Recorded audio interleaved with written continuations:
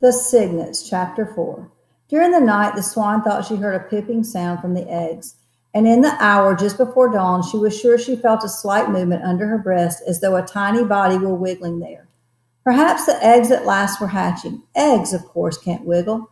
So the swan decided that she must have something under her that wasn't an egg. She sat perfectly still, listening and waiting. The cob floated nearby, keeping watch. A little swan enclosed in an egg has a hard time getting out. It never would get out if nature had not provided it with two important things: a powerful neck muscle and a small dagger tooth on the tip of its bill. The tooth is sharp, and the baby swan uses it to pick a hole in the tough shell of the egg. Once the hole is made, the rest is easy. The cygnet can breathe now. It just keeps wiggling until it wiggles free.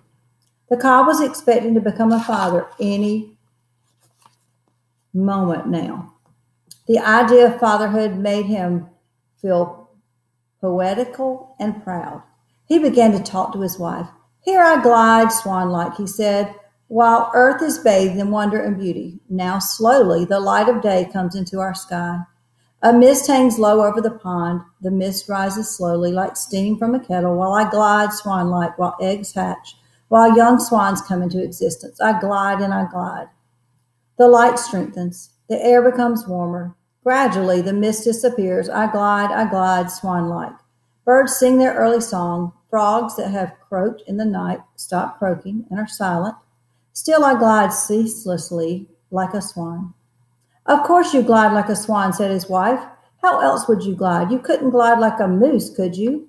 "Well, no, that is quite true. Thank you, my dear, for correcting me." The cob felt taken aback by his wife's common sense remark. He enjoyed speaking in fancy phrases and graceful language, and he liked to think of himself as gliding swan-like. He decided he'd better do more gliding and less talking. All morning long, the swan heard the pipping of the shells, and every once in a while, she felt something wriggle beneath her in the nest. It was an odd sensation. The eggs had been quiet for so many, many days, 35 days in all, and now at last they were stirring with life. She knew that the proper thing to do was to sit still. Late in the afternoon, the swan was rewarded for her patience. She gazed down, and there, pushing her feathers aside, came a tiny head, the first baby, the first cygnet. It was soft and downy. Unlike its parents, it was gray. Its feet and legs were the color of mustard. Its eyes were bright. On unsteady legs, it pushed its way up until it stood beside its mother, looking around at the world it was seeing for the first time. Its mother spoke softly to it, and it was glad to hear her voice. It was glad to breathe the air after being cooped up so long inside an egg. The cob, who had been watching intently all day, saw the little head appear. His heart leapt with joy. "A cygnet," he cried, "a cygnet at last. I'm a father, with all the pleasant duties and awesome responsibilities of fatherhood. Oh, blessed little son of mine, how good it is to see your face peering through the protecting feathers of your mother's breast under these fair skies, with the pond so quiet and peaceful in the long light of the afternoon." "What makes you think it's a son?" inquired his wife. "For all you know, it's a daughter. Anyway, it's a cygnet, and it's alive and healthy. I can feel others under me, too. Perhaps we'll get a good hatch. We may even get all 5. We'll know by tomorrow." "I have every confidence that we will," said the cob. The next morning, very early, Sam Beaver crawled out of his bunk while his father was still asleep. Sam dressed and lit the fire in the stove. He fried a few strips of bacon, toasted 2 slices of bread, poured a glass of milk, and sat down and ate breakfast. When he was through, he found a pencil and paper and wrote a note. "I have gone for a walk. We'll be back for lunch." Sam left the note where his father would find it. Then he took his field glasses and his compass, fastened his hunting knife to his belt, and set out through the woods and over the swamp to the pond where the swans lived. He approached the pond cautiously, his field glasses slung over his shoulder. It was still only a little after 7 o'clock. The sun was pale, the air was chill. The morning smelled delicious. When he reached his log, Sam sat down and adjusted his glasses. Seen through the glasses, the nesting swan appeared to be only a few feet away. She was sitting very close, not moving. The cob was nearby. Both birds were listening and waiting. Both birds saw Sam, but they didn't mind his being there. In fact, they rather liked it. They were surprised at the field glasses, though. The boy seems to have very big eyes today, whispered the cob.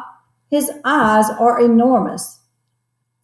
I think those big eyes are actually a pair of field glasses, replied the swan. I'm not sure, but I think that when a person looks through field glasses, everything appears closer and bigger.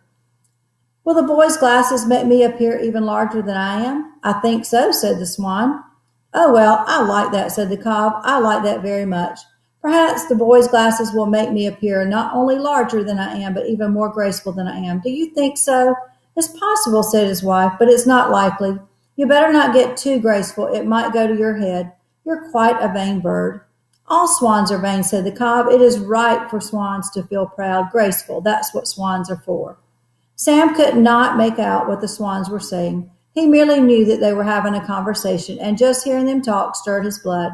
It satisfied him to be keeping company with these two great birds in the wilderness. He was perfectly happy. In mid-morning, when the sun had gained the sky, Sam lifted his glasses again and focused them on the nest. At last he saw what he had come to see, a tiny head, thrusting through the mother's feathers, the head of a baby trumpeter. The youngster scrambled up onto the edge of the nest. Sam could see a gray head and neck, its body covered with soft down, its yellow legs and feet with the webs were swimming. Soon another cygnet appeared, then another. Then the first one worked its way down into the mother's feathers again for warmth. Then one tried to climb up the mother's back, but her feathers were slippery, and he slid off and settled himself nearby at her side. The swan just sat and sat, enjoying her babies, watching them gain the use of their legs. An hour went by. One of the cygnets, more daring than the others, left the nest and teetered around on the shore of the little island. When this happened, the mother swan stood up. She decided the time had come to lead her children into the water. Come on, she said, and stay together. Note carefully what I do. Then you do the same. Swimming is easy. 1, 2, 3, 4, 5. Sam counted. 1, 2, 3, 4, 5. 5 cygnets, just as sure as I'm alive. The cob, as he saw his children approach the water, felt that he should act like a father. He began making a speech. Welcome to the pond and the swamp adjacent, he said.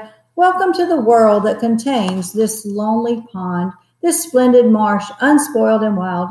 Welcome to sunlight and shadow, wind and weather. Welcome to water. The water is a swan's particular element, as you will soon discover. Swimming is no problem for a swan. Welcome to danger, which you must guard against, the vile fox with his stealthily tread and sharp teeth. The offensive otter who swims up under you and tries to grab you by the leg. The stinking skunk who hunts by night and blends with the shadows. The coyote who hunts and howls and is bigger than a fox. Beware of lead pellets that lie on the bottom of all ponds, left there by the guns of hunters. Don't eat them. They'll poison you. Be vigilant. Be strong. Be brave. Be graceful. And always follow me. I will go first, and you will come along in single file. And your devoted mother will bring up the rear. Enter the water quietly and confidently.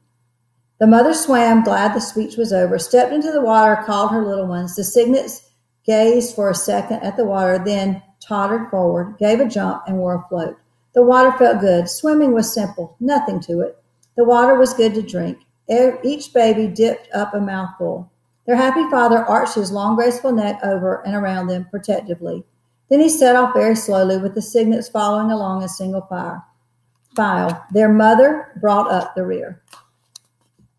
What a sight, Sam said to himself. What a terrific sight. 7 trumpeters all in line, 5 of them just out of the egg. This is my lucky day. He hardly noticed how stiff he had become from sitting so long on the log. Like all fathers, the cob wanted to show off his children to somebody, so he led the cygnets to where Sam was. They all stepped out of the water and stood in front of the boy. All but the mother swan. She stayed behind. "Caw," said the cob. "Hello," said Sam, who hadn't expected anything like this and hardly dared breathe. The first cygnet looked at Sam and said, "Beep." The second looked at Sam and said, "Beep." The third cygnet greeted Sam the same way. So did the fourth. The fifth cygnet was different. He opened his mouth but didn't say a thing. He made an effort to say beep, but no sound came. So instead, he stuck his little neck out, took hold of one of Sam's shoelaces, and gave it a pull. He tugged at the lace for a moment. It came untied. Then he let it go. It was like a greeting. Sam grinned. The cob now looked worried. He ran his long white neck between the cygnets and the boy and guided the babies back to the water and to their mother. "Follow me," said the cob, and he led them off, full of grace, bursting with pride. When the mother thought her young ones had had enough swimming and might be chilly, she stepped out onto a sandy shore, squatted down, and called them. Then they all quickly followed her out of the pond and burrowed down under her feathers to get warm. In a moment, there wasn't a cygnet in sight. At noon, Sam got up and walked back to camp, his mind full of what he had seen. The next day, he and his father heard Shorty's motor in the sky and saw the plane approaching. They grabbed their duffel bags. "Goodbye, camp. See you in the fall," and Mr. Beaver as he shut the door and gave it a pat. He and Sam climbed into the plane and were soon aloft on their way home to Montana. Mr. Beaver did not know that his son had seen a trumpeter swan bring off her young ones. Sam kept the matter to himself.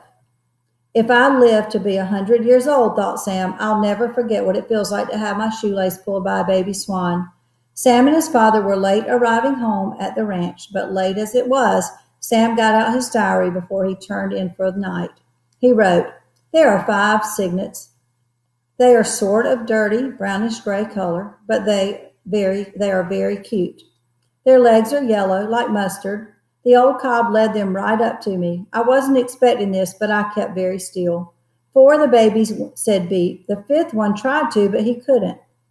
He took hold of my shoelace as though it was a worm and gave it a tug and untied it. I wonder what I'm going to be when I grow up." He switched off the light, pulled the sheet up over his head, and fell asleep wondering what he was going to be when he grew up.